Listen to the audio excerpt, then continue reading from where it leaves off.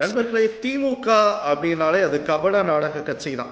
இன்னைக்கு திருப்பரங்குன்றத்தில் தீப விளக்கேற்றுவது தொடர்பான ஒரு பிரச்சனைகளை இன்னைக்கு இந்துக்களுக்கு நேர் எதிரான ஒரு நிலைப்பாடை எடுத்திருக்கிற திமுக, வாக்கு வங்கிக்காக சிறுபான்மை மக்களை ஏமாற்றுவதற்காக கபட நாடகம் ஆடுகிற திமுக, இன்னைக்கு அவங்களுடைய அந்த மாபெரும் அந்த கபட நாடகத்தோட உச்சமா இன்னைக்கு முதல்வர் ஸ்டாலின் துணைவியார் இன்னைக்கு காஞ்சிபுரம் கோயிலுக்கு போயிருக்காங்க. அம்மா எதற்கு போயிருக்காங்க அப்படின்னா, ஆட்சி நீடிக்கவும் தன்னுடைய கணவர் வாழ்வாங்க வாழவும்.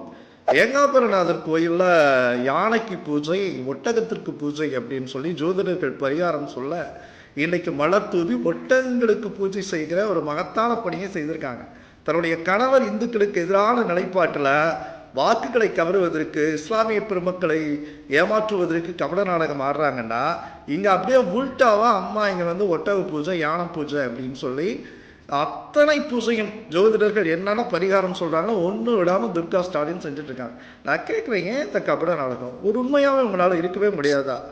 நீங்கள் முழுக்க முழுக்க துணைவி ஒரு கோயில் விடாமல் அனுப்பிட்டு இருக்கீங்க. ஆனால் நீங்கள் நெத்தியில் பொட்டு வச்சா அப்படின்னா அடுத்த செகண்ட் அழிச்சிட்டு வெளியில் வர்றீங்க. உங்கள் தாத்தா கலைஞர் கருணாநிதி பொட்டு வைத்துட்டு வந்த ஒரு எம்எல்ஏவை பார்த்து என்ன நெற்றியில் ரத்தம் வடிக்கிறது அப்படின்னு கிண்டல் விடுவார். இந்து என்றால் திருடன்னு விமர்சனம் செய்வார். நீங்கள் வாக்குக்காக ஒரு நீதி, வாக்குக்கு ஒரு நீதின்னு வாழ்ந்துட்டு இருக்கிற உங்கள் கபட நாடகங்கள்லாம் நிச்சயம் ஒரு நாள் முற்றுப்புள்ளி வைக்கப்படும்.